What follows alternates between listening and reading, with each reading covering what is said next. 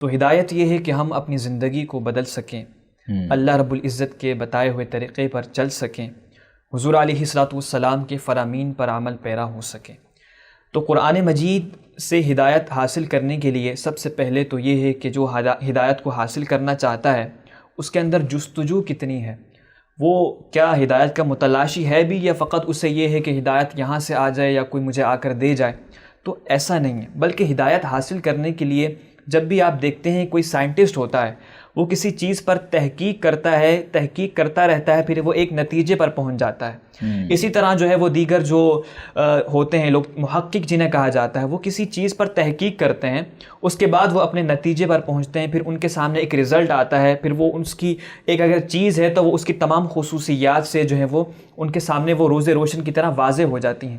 تو اب آیا کہ ہم قرآن مجید سے ہدایت حاصل کرنے کے متلاشی ہیں، کہ ہم قرآن مجید کے ذریعے سے ہدایت حاصل کرنا چاہتے بھی ہیں یا نہیں؟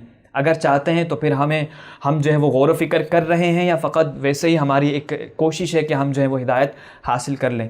تو سب سے پہلے تو اس بات کو یاد رکھیں کہ ہم نماز کے اندر پڑھتے ہیں، سورہ فاتحہ میں یہ بات موجود ہے، اللہ رب العزت نے سورہ فاتحہ کے اندر جو ہے اس آیت کو نازل کیا ہے۔ کیا فرمایا کہ اہدنا الصراط المستقیم، کہ اے ہمارے رب ہمیں جو ہے وہ سیدھے راستے پر چلا۔ اسی کے جو بعد والی آیت ہے، فرمایا صراط الذین انعمت علیہم، کہ راستہ ان لوگوں کا، پہلے فرمایا کہ صراط المستقیم سیدھا راستہ، پھر آگے آیا کہ صراط الذین انعمت علیہم، راستہ ان لوگوں کا جن پر تیرا انعام ہوا۔ اب مولا تیرے انعام یافتہ بندے کون سے ہیں؟ تو یہ ہم قرآن ہی سے پوچھ لیتے ہیں۔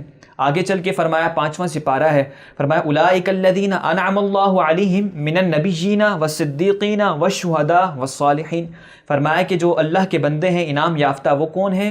وہ نبی ہیں، صدیق ہیں، شہداء ہیں اور صالحین ہیں۔ تو ہمیں جو ہے وہ ان کی زندگی پر عمل کر کے، جو ان کی زندگی انہوں نے گزاری ہے، جو ان کی تعلیمات ہیں، انبیاء کی کیا تعلیمات تھی، ان کا کیا ایک مین ایم ہوتا تھا، اللہ رب العزت کے وحدانیت کا اقرار۔ پھر حضور علیہ الصلوۃ والسلام کی اطاعت کے حوالے سے آپ نے پوچھا، تو حضور علیہ الصلوۃ والسلام کی اطاعت کے حوالے سے خود قرآن مجید کے اندر یہ بات موجود ہے، وَإِن تُطِيعُوهُ تَهْتَدُوا، اللہ رب العزت نے کیا فرمایا کہ اگر تم حضور علیہ الصلوۃ والسلام کی اطاعت کرو گے تو تہتدوا، تم ہدایت پا جاؤ گے۔ تو ہمیں کیا ملتا ہے کہ قرآن کو بھی پڑھنا ہے، اس میں غور و فکر بھی کرنا ہے، اور اس کے بعد جو ہے وہ ہمیں حضور علیہ الصلوۃ والسلام کی زندگی کا مطالعہ کرنا ہے کہ حضور علیہ الصلوۃ والسلام نے ہمیں کیا تعلیمات دی ہیں۔ حضور علیہ الصلوۃ والسلام کی زندگی ہمارے سامنے بہترین عملی نمونہ بھی ہے۔ یہ بھی قرآن مجید نے ہمیں فرمایا کہ لقد کان لکم فی رسول اللہ اسوۃ حسنہ، کہ حضور علیہ الصلوۃ والسلام کی زندگی جو ہے ہمارے لیے بہترین عملی نمونہ ہے، جس کو ہم پڑھ کر، جس کے حوالے سے مطالعہ کر کر ہم جو ہے وہ ہدایت پا سکتے ہیں۔ تو ہمیں حضور علیہ الصلوۃ والسلام کی پیروی کرنی ہے۔ حضور علیہ الصلوۃ والسلام نے جس طرح زندگی کو گزارا ہے، جن چیزوں سے منع کیا ہے ان چیزوں سے بچنا ہے، اور حضور علیہ الصلوۃ والسلام کی سنتوں پر عمل کرنا ہے، تو انشاءاللہ ہم ہدایت یافتہ لوگوں میں شامل ہو جائیں گے۔ ماشاءاللہ، سبحان اللہ۔